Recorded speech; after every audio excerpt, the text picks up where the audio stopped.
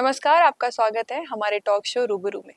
और आज हम मौजूद हैं दिनेश काले सर के साथ, जो कि एक कॉर्पोरेट ट्रेनर है, मोटिवेशनल स्पीकर है और साथ ही साथ एक ऑथर भी हैं। और आज हम उनकी किताब डायनेमिक्स ऑफ ग्रोथ के बारे में विस्तार से जानेंगे। वेलकम है हमारे शो में। थैंक यू मुझे यहाँ इनवाइट करने के लिए। सर, मेरा आपसे पहला सवाल यही रहेगा कि आपने अपनी किताब का नाम डायनेमिक्स ऑफ ग्रोथ क्यों ही चुना? मैं बेसिकली एक इंजीनियर हूँ जी। और इंजीनियरिंग में दो चीज़ें बड़ी एक बेसिकली पढ़ाई जाती हैं, एक डायनेमिक्स और एक स्टैटिक्स। स्टैटिक्स मींस जो स्टेशनरी है जी। और डायनेमिक्स मतलब जो मूव कर रहा है। तो मेरा ये मानना है कि अगर ज़िंदगी में अगर हम कुछ भी हासिल करना चाहते हैं तो हमें कुछ एक्शन लेने पड़ेंगे। एक्शन का मतलब अपने आप को मोशन में लाना पड़ेगा, कुछ ना कुछ अलग हट के करना पड़ेगा। तो इसलिए मैंने ग्रोथ के लिए क्या एक्शंस हो सकते हैं, तो मैंने इस किताब का नाम डायनेमिक्स ऑफ ग्रोथ रखा। जी, तो दूसरा सवाल ये रहेगा कि मैं कौन हूँ? ये सवाल पूछना क्यों महत्वपूर्ण है और इससे हम अपनी जो व्यक्तिगत विकास है वो उसमें कैसे ये मदद कर सकता है? जब हम अपने कामयाबी के लिए सोचते हैं, ऐसा कोई भी इंसान नहीं है जो कामयाब नहीं होना चाहता। बिल्कुल। हर इंसान, पर वो कामयाब तो होना चाहता पर उसके बारे में एक सिस्टमेटिकली स्टेप बाय स्टेप उसके लिए एक्शन नहीं लेता। मेरा यह मानना है कि अगर आप कुछ भी करते हो, सबसे पहले अपना आत्मचिंतन करो, सेल्फ एनालिसिस करो। सेल्फ एनालिसिस में ये नहीं कि हम कोई बहुत बड़ी हमें दार्शनिक या स्पिरिचुअल या रिलीजियस ऐसी कुछ हमें बैठ के करना है। खाली सिंपली एकांत में बैठो, आंख बंद कर लो और अपने बारे में सोचो कि मैं कौन हूँ। क्या मेरा नाम दिनेश कालिया? ये दिनेश कालिया कौन है? मतलब जब हम इस प्रकार से सोचेंगे तो हमें लगेगा कि मेरे अंदर एक चेतना है, जी। मेरे अंदर एक कोई एनर्जी है, मेरे अंदर कोई ऊर्जा है जो भगवान ने मुझे दी है, ये शरीर दिया है और इसका मुझे यूटिलाइज करना है। मेरे अंदर बुद्धि है, मेरे अंदर ज्ञान है, मेरे अंदर सब कुछ है। उस आत्मचिंतन के द्वारा वो अंदर हमारे जितनी भी शक्तियां हैं उनको हम एक किस्म से जागृत करते हैं। आप ये समझ लीजिए कि जैसे अंधकार हो और हम बटन दबाते हैं, बल्ब जगता है तो पूरी उजाला हो जाता है। बिल्कुल। इस प्रकार जब हम आत्मचिंतन करते हैं तो एक किस्म का अंदर हमारे उजाला हो जाता है। तो जब उस उजाले में हम अपने मार्ग की तरफ देखते हैं कि मुझे क्या करना है, कैसे आगे बढ़ना है, तो एक किस्म का जैसे आप इसको ये कहें कि ये स्वॉट जिसे कहते हैं, मेरी स्ट्रेंथ क्या है, जी। मेरी वीकनेस क्या है, ये दो चीज़ों पर ही अगर हम कर लेंगे तो इसमें आता है कि मैं कौन हूँ। इसीलिए मैंने बात कि मैं हूँ कौन, मैं क्या कर रहा हूँ। जब हम इस चीज़ को समझ लेंगे तो इस वक्त किसी मतलब वो नहीं है कि हम बहुत बड़े को ज्ञान की बातें कर रहे हैं। खाली अपने आप से पूछें जी। कि मैं कौन हूँ। ये मेरा अभिप्राय है इससे कि अपने आप को समझना, अपने बारे में चिंतन करना। बहुत ही अच्छे शब्दों में आपने बताया कि अगर हम थोड़ा सेल्फ अवेयर होंगे, अपने बारे में जानेंगे, तो हम समझ पाएँगे कि मतलब कि हम हैं कौन। जैसे कि आपने बताया ना कि मैं हूँ कौन। ये हमेशा जब हम कोई परेशानी में होते हैं या मतलब कहते हैं ना कि अब कभी अकेले बैठेंगे तो हम ये सोचते ज़रूर हैं कि हम हैं कौन, और आपने बड़े ही खूबसूरत तरीके से इसके बारे में बताया। आप विश्लेषण को सफलता की खोज के लिए प्रारंभिक कदमों में क्यों मानते हैं? जब हम आत्मचिंतन करते हैं तो जी। आत्मचिंतन का नेक्स्ट स्टेप है आत्मविश्लेषण। जी। मैंने अभी स्वॉट की बात करी। हुँ। आत्मविश्लेषण का मतलब है कि अपनी ताकत को पहचानना। हमारे अंदर इतना कुछ है, अपने अंदर जो हमारा इनर पोटेंशियल है उसको एक्सप्लोर करना। आज साइंस ने भी जो हमारा कल्चर है, जिस देश में हम हैं, जहाँ का जो कल्चर है, जहाँ के जो विद्वान हैं, जो ग्रंथ हैं, वो तो हमें सदियों से ये बता रहे हैं कि आपके अंदर बहुत कुछ है, खाली आपको उसको निकालना है बाहर। और आज आप देखोगे वेस्टर्न राइटर्स, वेस्टर्न जितने भी हैं एक्सपर्ट्स हैं, उनकी किताबें देखो, उनकी किताबें पढ़ो, भरी पड़ी हैं, जो इस बात के लिए आपको प्रेरित करती हैं कि explore your inner potential. What is that inner potential? वो है क्या चीज़? अगर मैं छोटा छोटा सा भी अगर आप कहो कि जितने भी आज तक बड़े से बड़े कंप्यूटर्स बने होंगे, उन सब की ताकत को अगर एक साथ कर लें तो भी शायद हमारे अंदर की हमारे जो हमारा माइंड है और जो हमारा सब कॉन्शियस माइंड है, उसकी ताकत इससे भी कई गुना ज़्यादा। अब उस ताकत को पहचानना कि ये मतलब इम्पॉसिबल वर्ड, मैं कहता हूँ, मैं अपने स्टूडेंट्स को, किसी भी इंसान के लिए इम्पॉसिबल वर्ड नहीं है। कोई भी ऐसी चीज़ जो वो सपना देखता है, मैंने अपनी किताब का थीम भी यही रखा है कि अगर आप कोई सपना देखते हैं तो आप उसे हासिल कर सकते हैं। अब कुछ भी बड़े से बड़े विद्वानों ने, साइंटिस्टों ने जो कुछ भी हासिल किया, आज जो कुछ भी हम देख रहे हैं, वो एक विचार से निकला। वो विचार माइंड में आता है और माइंड से उस विचार ने उसको और डेवलप किया। और उन लोगों ने जिन्होंने इस विचार को आगे बढ़ा, उन्होंने अपनी अंदरूनी ताकतों को पहचाना, आत्मविश्लेषण किया। और जब तक हम अपना आत्मविश्लेषण नहीं करेंगे, हम अपने सपनों को पूरा नहीं कर। सपनों का मतलब आपका जो भी गोल है, कुछ भी लक्ष्य है, आप बहुत कुछ, आप बहुत बड़े ऊंचाइयों तक पहुंचना चाहते हैं। हर इंसान की सक्सेस की भाषा हर एक के लिए डिफरेंट हो सकती है जी। कि उसके लिए पैरामीटर्स अलग हो सकते हैं, पर जो भी उसके पैरामीटर हैं, अगर उन पैरामीटर्स को वो अचीव करना चाहता है तो उसको एनालिसिस करना पड़ेगा, अपना आत्मविश्लेषण करना ही पड़ेगा। सर, आपने जैसे कि गोल की बात करी कि हर किसी की लाइफ में एक एम होता है। अगर हम जैसे आज की बात करें जहाँ पर लोग इतनी परेशानी में रहते हैं, इतनी दिक्कतों में रहते हैं, तो आपको लगता है कि सेल्फ अवेयर होने से, अपनी अंदर की ऊर्जा को समझने से हम उन सारी परेशानियों को भी हटा सकते हैं? इसके अलावा कोई तरीका ही नहीं है। आज की जो इतनी भागम दौड़ की जिंदगी है, इतना जी। फास्ट पेस पे चल रहा है, आप ये समझ, किसी के पास 5 मिनट के लिए भी समय नहीं है। सुबह जितने बजे भी उठते हैं और रात के सोने तक, और जैसे ही वो उठते हैं उसके बाद उनकी एक्टिविटी शुरू हो जाती है। और वो एक्टिविटी इतने फास्ट पेस पे चल रही होती है कि अगर एक हस्बैंड है, उसको वाइफ से बात करने का टाइम नहीं, वाइफ है तो उसको बच्चों से बात करने का टाइम नहीं। आजकल दोनों मियाँ बीवी जॉब कर रहे हैं, बच्चे हैं तो वो अपने उसमें लगे हुए हैं। अब कहीं चल जाए, ऑफिस में है तो अपने कुलीग्स तक से बात करने का टाइम नहीं। वर्क का प्रेशर ये है, जो मिला एक रटे रटाए रूटीन की तरह, या कार ड्राइव कर रहे हैं, ट्रैफिक में फंसे हैं, सारा टाइम कुछ ना कुछ ऐसा लगा कि टाइम नहीं है।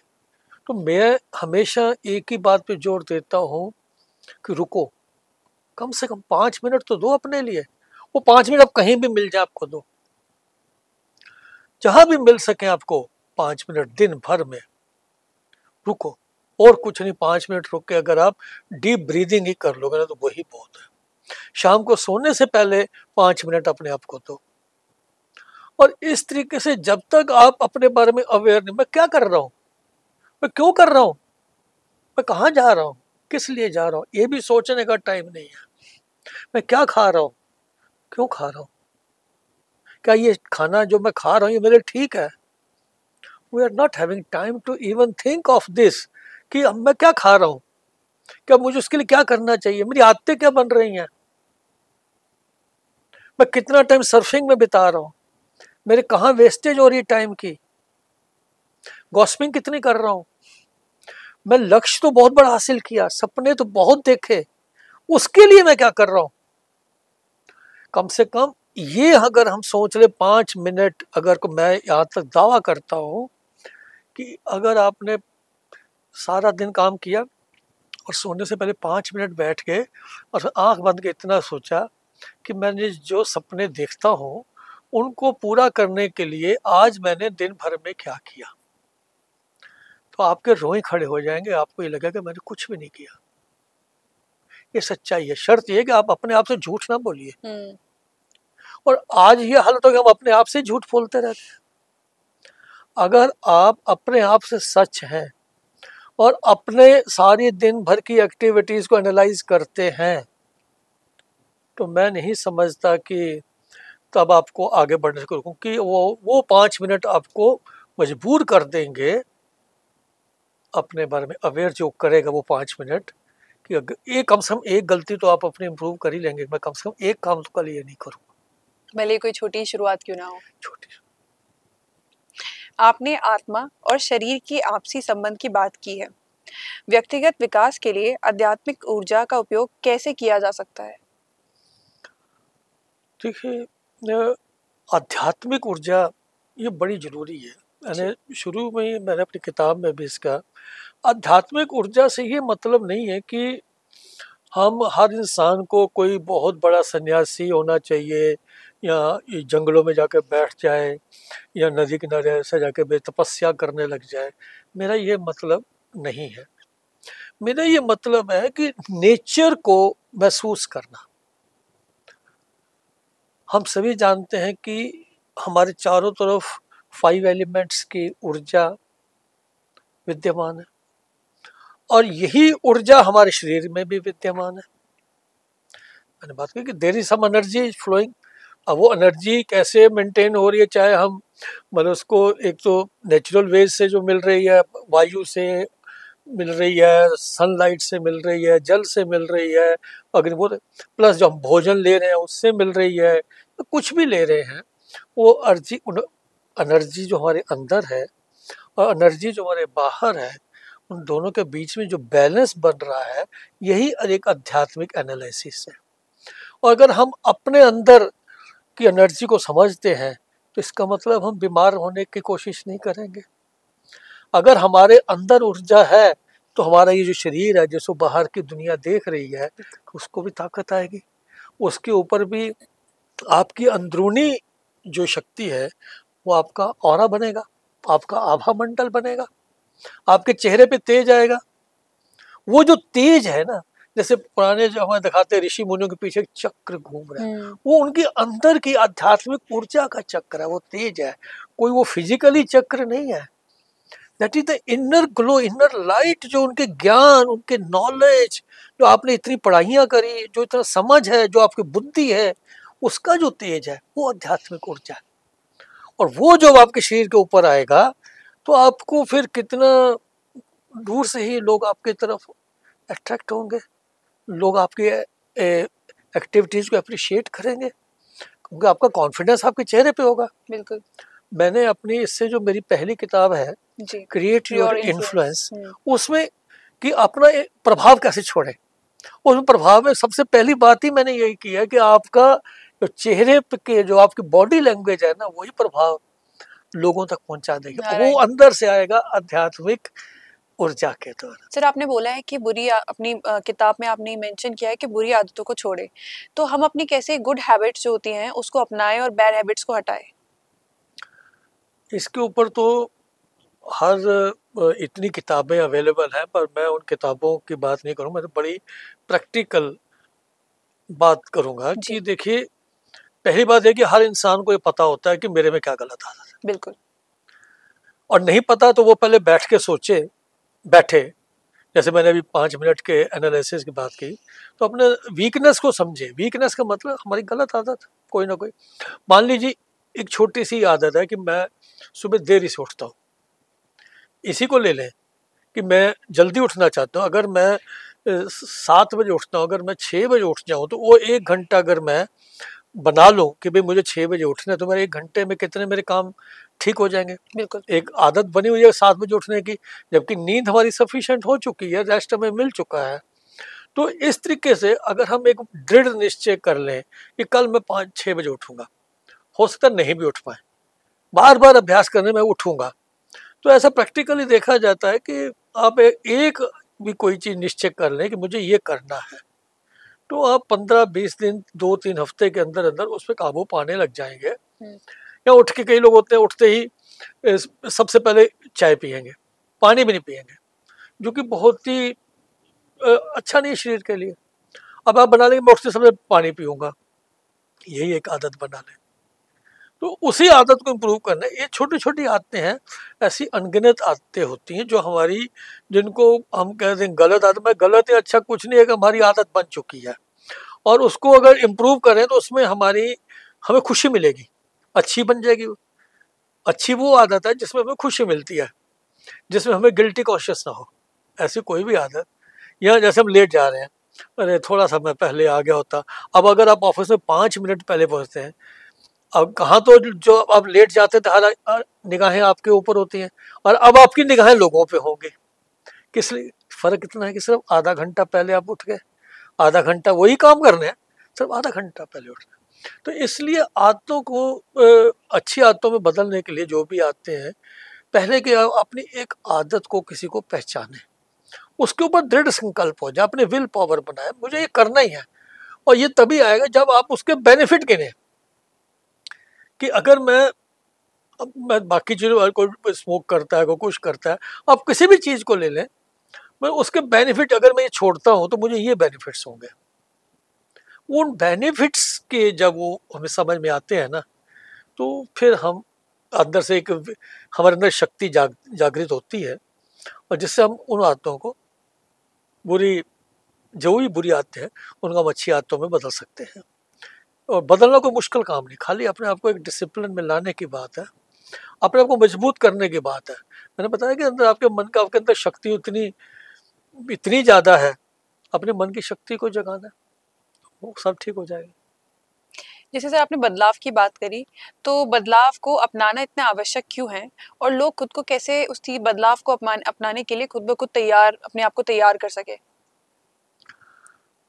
तो ये जिंदगी, जीवन एक ऐसा यात्रा है जो अनवरत चलती है, और जिसमें हर पल बदलाव हो रहा है। नेचर भी हमें यही मैसेज देती है। सूर्य उदय होता है और शाम होते होते पूरा बदलाव होता है, टेम्परेचर में बदलाव होगा, किरणों में बदलाव होगा, हर जगह बदलाव जिंदगी का नियम है। हम बचपन से बुढ़ापे तक चले जाते हैं, वो बदलाव की प्रक्रिया को लेते हुए सीखते चले जाते हैं। और जब बचपन से हमने बदलाव को अपनाया, पहले छोटे बच्चे को माँ बाप खाना खिलाते हैं, फिर खाना खाना सीखा, चलना सीखा, हमें सीखते चलेंगे, बदलाव को अपनाते चले गए। वही चीज प्रैक्टिकली आके भौतिक, और आज की दुनिया तो इतनी तेजी से बदल रही है। हालांकि बदलाव हर समय था और बहुत तेजी से हो रहा था। जब ये मोबाइल्स आए हैं 90s के, उससे पहले क्या किसी ने कल्पना की थी कि मोबाइल का कोई कुछ हो जाए? आविष्कार होगा। आज मोबाइल के बिना कोई कल्पना कर सकता है? आज एआई आ गया, तो आज एआई आ गया तो मोबाइल और पीछे की बातें हो गई। और कल को ये होने वाला है कि लोग एआई के बिना जीवन कैसा होगा, किसकी कल्पना नहीं कर पाएंगे। अब देख, कहीं कोई भी जगह है, अभी हमारा थोड़ा सा अब आर्मी लेवल पे देखे, पहले कैसी लड़ाइयाँ होती थी, आजकल के ड्रोन सिस्टम आ गए। अभी कुछ दिन पहले खबर है कि यूक्रेन ने रशिया के तो अरबों रुपए की जो थी, उसको खाली कुछ हजारों के ड्रोन से, ये बदलाव ही तो है, नई टेक्नोलॉजी का विकसित होना। हर फील्ड, मेडिकल हो, जर्नलिज्म हो, पत्रकारिता हो, फिल्म इंडस्ट्री हो, कुछ हो, बदलाव तो हमारी जिंदगी का हिस्सा है। अब आज बदलाव आ रहा है। अब कुछ जब से कंप्यूटर्स आए थे, उस समय MS ऑफिस था, और उससे पहले टाइपराइटर थे। अब जो टाइपिस्ट जिन्होंने MS ऑफिस को नहीं अपनाया तो वो बेकार हो गए जी। MS वर्ड, MS एक्सेल के बिना कोई बात थी? PPT, पावर पॉइंट के बिना कोई बात थी? कुछ नहीं। और अब AI के बिना कोई बात है? अब कैसे? अब MS ऑफिस को बहुत दूर की बात हो गई। अब तो AI एक सेकंड में आपको कोई भी गामा वगैरह कोई भी एप्लीकेशन ले लो और आपको तुरंत 5 मिनट में आपकी PPT तैयार। आप कैसे एक्सेप्ट नहीं करोगे? आज की दुनिया में तो ये कहा जा रहा है कि आने वाले समय में AI आपको रिप्लेस नहीं करेगी, पर जो पर्सन एआई को जानता होगा वो आपको रिप्लेस कर जाएगा। तो आप कैसे, आप अपनी सर्वाइवल के लिए आपको एक्सेप्ट करना पड़ेगा। बिल्कुल। तो बहुत जरूरी है समझना और उसकी तैयारी करना। आज के समय में क्या बदलाव हो रहा है मेरे प्रोफेशन में, आपका जो भी प्रोफेशन है उसमें क्या चेंजेज हो रहे हैं, उसके बारे में अवेयर रहना और उसमें ढलना। अदरवाइज आप रेस में बहुत पीछे निकल रह जाओगे और लोग बहुत आगे निकल जाएंगे। आपने सफलता पाने के लिए रणनीति बनाने पर जोर दिया है। एक सफल रणनीति के मुख्य घटक क्या है? यही अवेयर, सबसे मुख्य चीज यही है कि अवेयर होना। स्ट्रेटजी जब तक हमें सारी घटनाओं का, जो भी सिचुएशंस हैं, जो भी हमारे तरफ हैपनिंग्स हो रही है सर, उनके बारे में अगर हम अवेयर नहीं हो क्या रहा है, तो हम स्ट्रेटजी बनाएंगे कैसे? बिल्कुल। और स्ट्रेटजी बनाना बहुत जरूरी है। अब मैं कॉर्पोरेट ट्रेनर हूँ, मुझे बच्चों को करना है। अब मुझे यही नहीं मालूम कि आज के बच्चे की डिमांड क्या, बच्चे को चाहिए क्या, तो मैं क्या जाके बच्चे को समझाऊंगा? आप देखिए इस एज में भी आपको थोड़ा सा लगा हो कि मेरी एआई की कितनी ज्यादा नॉलेज है, और मैं एआई में बहुत ज्यादा एक्सपर्ट हूँ, और मेरी एज आपके देखे कितनी है स्टिल। और मैं I am planning to give exams to get a certification from Microsoft for AI, क्योंकि मुझे मालूम है कि अगर मैं ये चीजें नहीं सीखूंगा तो मैं अपने स्टूडेंट्स को गाइड कैसे करूंगा, बिल्कुल। मोटिवेट कर सकूँ, तो मैं अपनी स्ट्रेटजी कैसे बनाऊंगा? ये मेरी स्ट्रेटजी का हिस्सा हुआ ना कि मुझे कुछ करना है। ऐसे स्ट्रेटजी बनाने के लिए सबसे पहला स्टेप ये है कि आप अवेयर हो, उसके बारे में जानकारी जुड़ाएं, और फिर उसके हिसाब से जो भी आपका गोल है स्टेप बाय स्टेप अपनी नॉलेज को बढ़ाएं। जो भी लर्निंग से जहां से भी आपको मिले उसको एक्सेप्ट करें, बदलाव को एक्सेप्ट करें, और उस एक्सेप्टेंस के साथ फिर आगे बढ़े, तभी स्ट्रेटजी। और हो क्या रहा है कि लोग एक्सेप्ट नहीं करना चाह रहे, बहुत टाइम लगा देते हैं एक्सेप्ट करने में, अल्टीमेटली एक्सेप्ट करना पड़ता है, तब तक देर हो जाती है, फिर उसका कोई मीनिंग नहीं रह जाता जी। तो इस तरीके से आप स्ट्रेटजी बनाएं, अवेयर रहें, नॉलेज गेन करें, शर्म नहीं करें उस बारे में कि मुझे यार अब मैं पढ़ता ही रहूंगा। पढ़ा लर्निंग तो जब तक आखिर कहते हैं, जब तक कहते हैं कि डेथ तक भी लोग यही कहते हैं कि डेथ कैसे, तो ये भी एक लर्निंग है। तो जीवन है तो लर्निंग तो चलती रहेगी, और लर्निंग के बिना आप स्ट्रेटजीज नहीं बना पाएंगे। बिल्कुल। आपकी किताब में आत्मसम्मान और सम्मान पर जोर दिया है। आत्मसम्मान किसी व्यक्ति की सफलता की राह को कैसे प्रभावित कर सकता है? मैंने इस बात पर बहुत जोर दिया। हर आदमी का सेल्फ एस्टीम होना बहुत जरूरी है, आत्मसम्मान होना बहुत जरूरी है, क्योंकि मेरा ये मानना है कि आप यूनिक हो इस दुनिया में।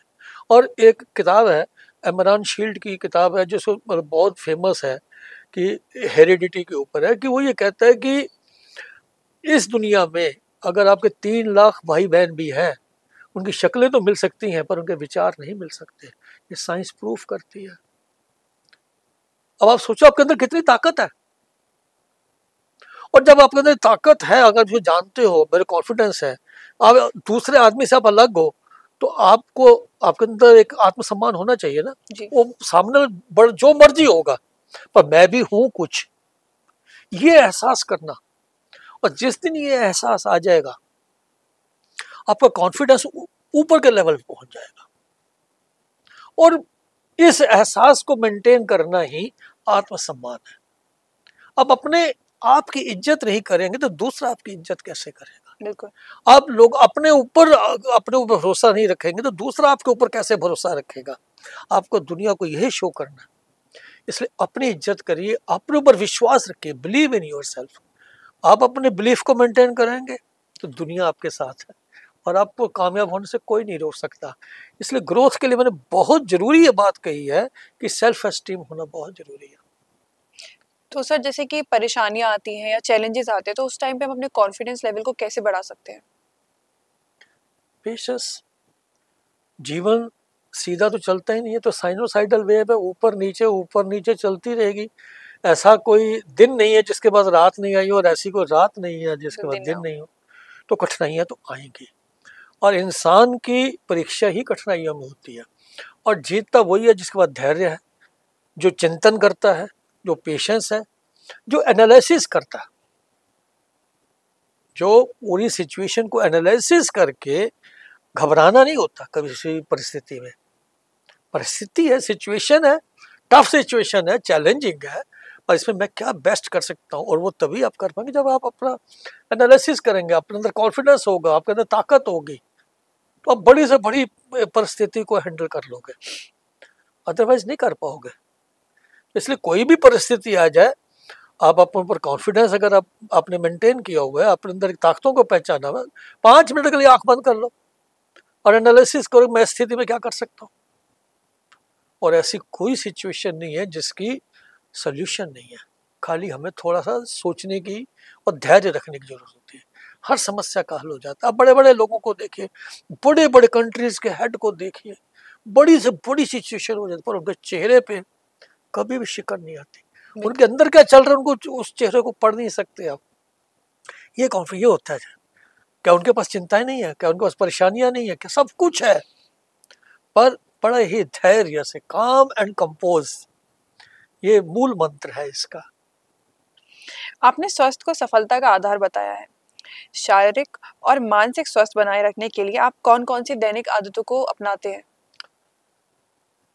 सबसे पहले तो जो हमें शुरू से किताब पहली कक्षा से पढ़ाया जाता है, early to bed and early early to to rise. Rise.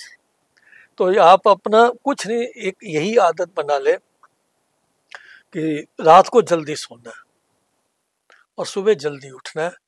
इतने से ही बहुत कुछ हो जाएगा। उठ के थोड़ा सा नियमों का पालन करें, 1 घंटा सुबह उठ के अपने साथ बिताएं। उसमें उस 1 घंटे में आपका मानसिक और शारीरिक जितनी भी चेतनाएं हैं वो सब आपके साथ हो जाएंगी। अगर इस तरीके से करते हैं, शरीर को रेस्ट दें, अपने एक रूपरेखा बना लें पूरे दिन भर की। मैं हमेशा इस बात पे सारे आज मुझे क्या करना है इसकी प्लानिंग है तो रात को ही कर लें या सुबह उठ के कर लें, और एक एक चीज को लेके चलते जाएं, तो आप अपना समय भी बचा पाओगे, और जितना समय बचाओगे उतना आप रिलैक्स रहोगे। तो ये एक रूटीन इस तरीके से बनाना चाहिए। पहली चीज सुबह जल्दी उठने की और रात को जल्दी सोने की आदत डालें। समय बचाएं, समय का यूटिलाइज करें। बहुत कीमती है, जो समय निकल जाता है वो फिर आता नहीं है ये। और इसी चीज की सबसे बड़ी दिक्कत है कि लोग समय को ही इतने घंटों फेसबुक और इस पे निकल जाते हैं, कभी कोई इसकी गिनती निकल पर। ईमानदारी से मैं कहता हूं, हर इंसान से ये पूछना, अपने दिल पर हाथ रख के पूछो कितने घंटे निकल जाते हैं इसमें, इस सर्फिंग में। और इससे मिलता कुछ नहीं है, थकावट हो जाएगी, मेंटली टायर्ड हो जाएंगे, पर व्हाट द गेन्स। हाँ, वो नॉलेज की चीज है और नॉलेज लो, जरूर नॉलेज लेनी चाहिए, अवेयर होना चाहिए, पर एडिक्शन की तरह उसमें लगे रहना, बिल्कुल। तो इन चीजों को छोड़ने के लिए कि आप अपना और ये मेरी बातें सच्चाई है कि युवा पीढ़ी तो अपने हिसाब से सोचती है और मैं अपने हिसाब से सोचता हूँ, फिर भी मेरा फर्ज है कि अपने बताना ये अनुभव के चीज। हिसाब से बताना। तो हम इस चीज को हमेशा यही गाइड करते हैं, बच्चों को यही कहते हैं, स्टूडेंट्स को, भाई डिसिप्लिन लाओ अपनी लाइफ में, एक नियम बनाओ। नहीं, ये बात बिल्कुल जरूरी है कि अगर लाइफ में डिसिप्लिन रहेगा तो आप अपने, जैसे आपने बताया ना, स्ट्रेटेजी से चल रहा, तो हम वो भी कर पाएंगे। बिल्कुल बिल्कुल। अनुशासित जीवन शैली अपनाने से दीर्घकालिक लक्ष्य को प्राप्त करने में कैसे मदद मिलती है? अगर आप डिसिप्लिन हम्म। आप लेते हैं, अनुशासन में हैं, आपने एक रूटीन बनाया हुआ है, तो नेचुरली आपके जितने भी, सबसे बड़ी बात है कि आपका समय बचता है। बिल्कुल। उस समय को आप कोई भी नई लर्निंग के लिए लक्ष्य, जैसे अभी हमने एआई की बात की, आप एआई में किसी भी टूल के बारे में जानकारी हासिल करना चाह रहे हैं, उसका अभ्यास करना चाह रहे हैं, आपको टाइम ही नहीं मिल पा रहा। आप कोडिंग सीखना चाहते हैं, आप पाइथन सीखना चाहते हैं, कुछ भी करना चाहते हैं, आपको टाइम ही नहीं मिल पा रहा। तो जब आप एक डिसिप्लिन लाइफ लेंगे और फिर टाइम बचाएंगे, तो फिर आपके जो भी दीर्घकालीन लक्ष्य हैं उसके लिए आपको ऊर्जा भी होगी, थकावट नहीं होगी, मेंटली भी रिलैक्स होगा, फिजिकली भी आप फिट है और समय भी है। तो इस तरीके स्टेप बाय स्टेप आप आगे बढ़ते जाएंगे, तो आप अपने किसी भी लक्ष्य को हासिल कर सकते हैं। आपने आत्म प्रबंध नेतृत्व की बात की है। कोई व्यक्ति प्रभावी आत्म नेता कैसे बन सकता है और दूसरों को प्रेरित कैसे कर सकता है? पहले तो अपने बारे में आत्मनेता बनने का मतलब है कि अपने अंदर जितनी भी कमियां हैं उन्हें दूर करने की कोशिश करो। आप किसी को कहो कि आप मेरी इज्जत करो, तो कोई आपकी इज्जत नहीं करेगा। इज्जत बाजार में नहीं बिकती है बिल्कुल। कि वो जाए वो खरीद ले। और इसके लिए जो हमने कहा कि अपना ऑरा आपको बनाना पड़ेगा और आपका जो आभा मंडल है उसका निर्माण करना पड़ेगा। वो आपके ज्ञान से आएगा, आपकी नॉलेज से आएगा, आपकी स्किल से आएगा, आपके अंदर क्या है वो आएगा। और उसको लेके जब आप किसी कार्य को बहुत अच्छे से कर रहे हो और जब वो कर रहे हो तो आप किसी को कुछ समझाओगे। मान लीजिए आप MS वर्ड में बहुत अच्छे हो और MS वर्ड में अगर आप किसी को बताने के ऐसे काम करना है, या मान लीजिए आपका कम्युनिकेशन बहुत स्ट्रांग है और दूसरे का नहीं है, तो उसको बताने के लिए आपने अपना कम्युनिकेशन स्ट्रांग बनाया तभी तो बता। अगर आपका खुद का ही कम्युनिकेशन अच्छा नहीं है तो आप उसे कैसे बताओगे, वो कैसे मोटिवेट होगा। अब आपने ये कोई भी पॉडकास्ट करा, आपको कोई पॉडकास्ट देख रहा है तो आपके कम्युनिकेशन को देख के कितना मोटिवेट होगा। बिल्कुल। और इसके लिए आपने अंदर से स्किल्स डेवलप की होंगी ना, जी। अपना निर्माण खुद किया होगा, आत्म जिसे नेता कहते हैं, अपने आप को बनाया होगा और तभी आप सामने आके बैठे हैं। और जब इस तरह का बात है फिर आपको इस चीज में कहीं भी जरा सा भी ना घबराहट होगी। बड़े से बड़े का भी आप अगर इंटरव्यू लेना चाहें, पर्सनैलिटी का, VIP का, तो आपको जरा भी परेशानी नहीं होगा, आपके अंदर कॉन्फिडेंस है।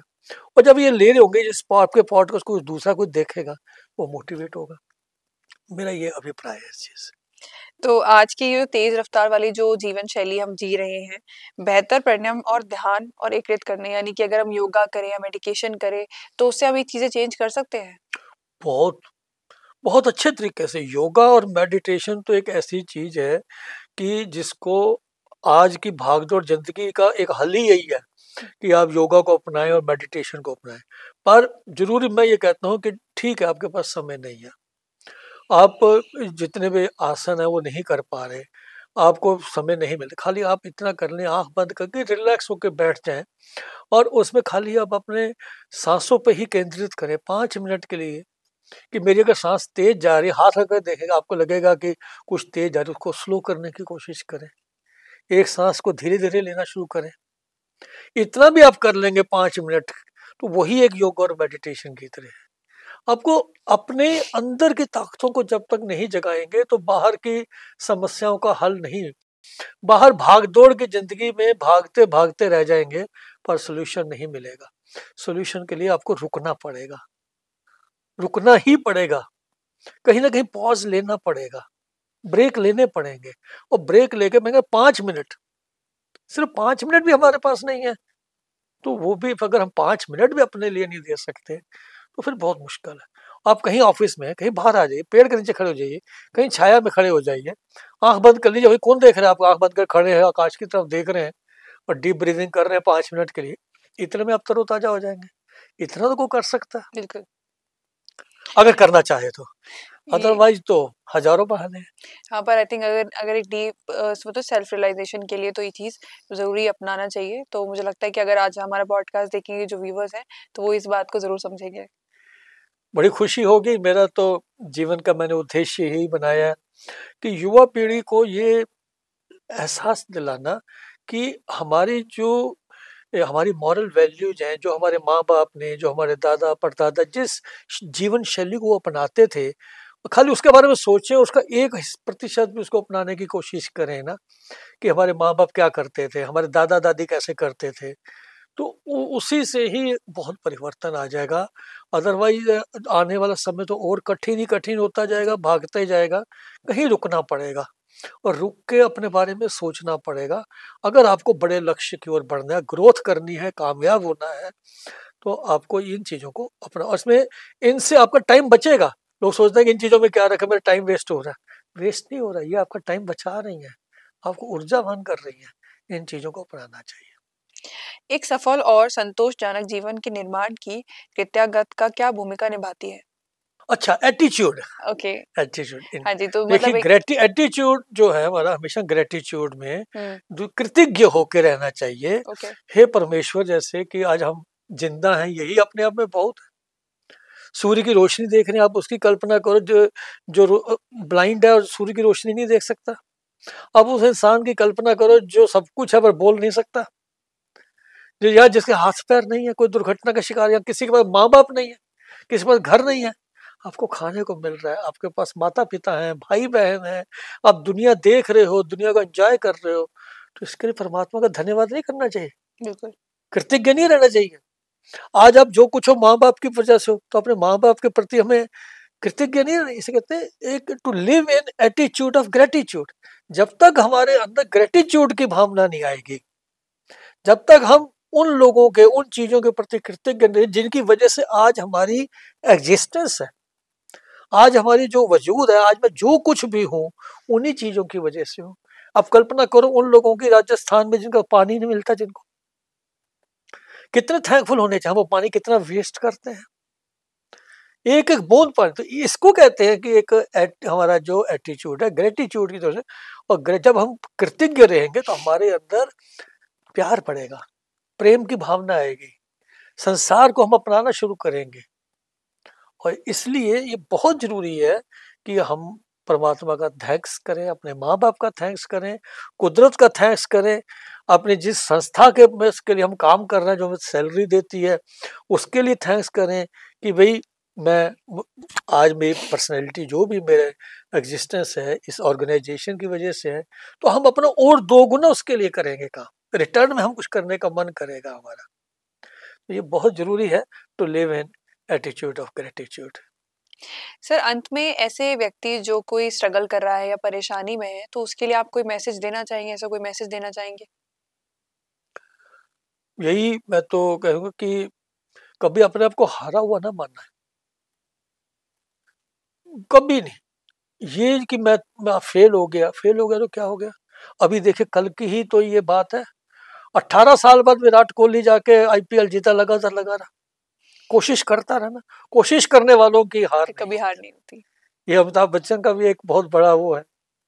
तो आप अपने आप को कभी भी हारा हुआ नहीं महसूस करो, कोशिश करना फर्ज है। हर हर फेलियर भी हमें कुछ ना कुछ गेन तो दे रहा है। अब उस चीज को इम्प्रूव करो, ठीक है इस फेलियर में मैंने ये मेरी कमी थी, अगली बार मैं ये ट्राई करूंगा। आप किसी भी स्टेज पे हो, कुछ भी हो, अपने ऊपर विश्वास, अपने विश्वास को कभी नहीं खोना चाहिए। दूसरी बात, अपना विश्वास जो है, मेरा बिलीफ है कि मैं ये करूंगा, अपने आप को हमेशा कहें I can do this and I will do this because you can do this is my promise to you. मैं हर बच्चे को ये कहता हूँ कि यू कैन डू दिस। जी। अपने आप को कहो I can do this and I will do this. जब ये I can do this, I will do this आ जाएगा ना, तो हाव अपने आप निकल आएगा, रास्ते अपने आप खुल जाएंगे, जीत आपके सामने। बहुत-बहुत शुक्रिया सर, आज हमारे जो टॉक शो रूबरू में जुड़ने के लिए, इतनी सारी बातें बताने के लिए, चाहे वो सेल्फ रियलाइजेशन की हो, चाहे एक इतनी भाग-दौड़ वाली ज़िंदगी में रुकने की, समझने की कि हम हैं क्या, उसके बारे में हो।